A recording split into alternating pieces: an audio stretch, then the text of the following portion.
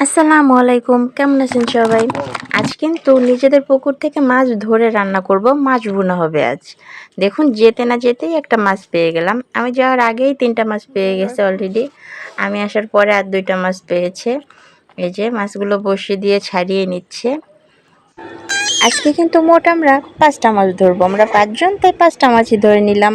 যাই হোক, মাছগুলো কিন্তু মাশাআল্লাহ অসাধারণ ছিল খেতে। নিজেদের পুকুরের মাছ, অবশ্যই টাটকা।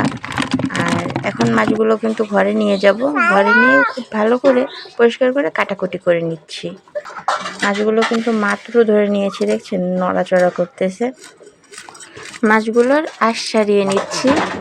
খুব সুন্দর করে কাটাকুটি করে আমি মাছগুলো কিন্তু কেচেও নিয়েছি। এখন সুন্দর করে ধুয়ে নিচ্ছি। মাছগুলো কিন্তু মাত্র ধরা, যার কারণে মানে একটা নালচে নালচে ভাব রয়ে গেছে। লবণ দিয়ে আমি খুব সুন্দর করে ধুয়ে নিচ্ছি।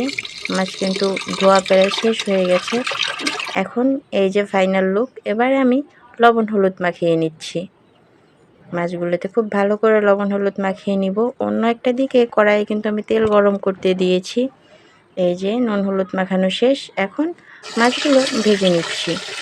মাছগুলো কিন্তু আমি বেশ লাল লাল করেই ভাজবো। এগুলো হচ্ছে চায়না পুঁটি বলে আমাদের এখানে। এতে আসলে কাঁটা আছে অনেক।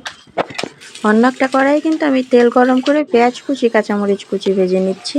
তারপর ২ চা চামচ পরিমাণে মরিচের গুঁড়ো, পরিমাণ মতো হলুদ, স্বাদ মতো লবণ দিয়ে মশলাটা কষিয়ে নিচ্ছি। তারপরে মাছগুলো দিয়ে দিচ্ছি। এখন কিন্তু মাছগুলো আসলে ভুনা করতে একটুও সময় লাগবে না। মাছগুলো কিন্তু কিছুক্ষণের মধ্যেই হয়ে যাবে। এই দেখুন ফাইনাল লুক আমার মাছ ভুনার। আপনারাও কিন্তু এভাবে খেয়ে দেখতে পারেন। মাশাআল্লাহ অসাধারণ হয়েছিল।